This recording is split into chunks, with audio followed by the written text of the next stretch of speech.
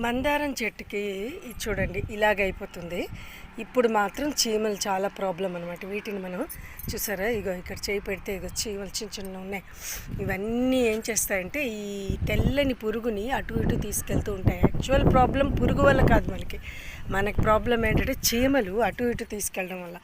So మొత్తం ఏంటంటే అది కట్ చేసి పడేయాలి, అంతేగాని లేదు అంటే దాన్ని క్లీన్ అయినా చేయాలి. ఇదిగో తర్వాత వేప నూనెతోటి మొత్తం క్లీన్ చేస్తాను. ప్రస్తుతం లేదు, నేను ఇప్పుడు పువ్వులు కోయడానికి వచ్చాను మీదకి. సో మన దగ్గర వేప నూనె ఏం లేదు, దాన్ని న్యాచురల్గానే మనం క్లీన్ చేయాలి. ఇదిగో చూడండి, ఇక్కడ కూడా ఎక్కడో దేనికో చిన్నది పట్టింది. చాలా జాగ్రత్తగా చూసుకోవాలి, లేదంటే మాత్రం మొత్తం చెట్టు అంతా అది పాకేస్తుంది అనమాట. అవి మొత్తం తెల్లగాను. ఎప్పటికప్పుడు మందారం మాత్రం చాలా చెక్ చేస్తూ ఉండాలి. కిందనున్నది అయితే అలాగే అయిపోతే మొత్తం ఆకంతా దూచేసి చేసేసాను అనమాట, క్లీన్ చేసేసాను. ప్రస్తుతానికి ఇది చూడండి, ఇది పర్వాలేదు, బాగానే ఉంది.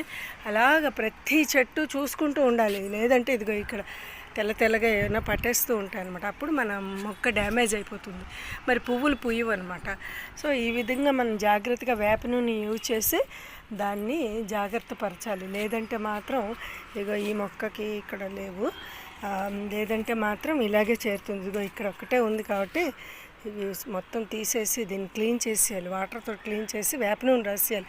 క్లీన్ చేసినా కూడా చూడండి, ఇదిగో బాగా పట్టేసింది మొక్కంతా. చూడండి, అదో రకంగా ఎండిపోయినట్టు అయిపోతుంది అనమాట. దీనికి మనం వేప నూనె రాస్తే కొంతవరకు కంట్రోల్ అవుతుంది. లేదనుకోండి ఇక్కడ కట్ చేసి పడేయడమే. దీనికి మొగ్గు ఉంది కదా అని నేను ఆలోచిస్తున్నాను. సో అలాగని ఆలోచిస్తే కొంచెం కష్టమే, చూడాలి ఏమవుతుంది. ఇదిగో చూసారా మొగ్గ, ఇదిగో దీనికి కూడా అలాగే పట్టేసింది. సో ఇలాంటివన్నీ మనం చూసుకొని ఎప్పటికప్పుడు క్లీన్ చేసుకుంటూ ఉంటే చక్కగా పూలు పూస్తాయి మా ఇంట్లో లాగా మీకు కూడా.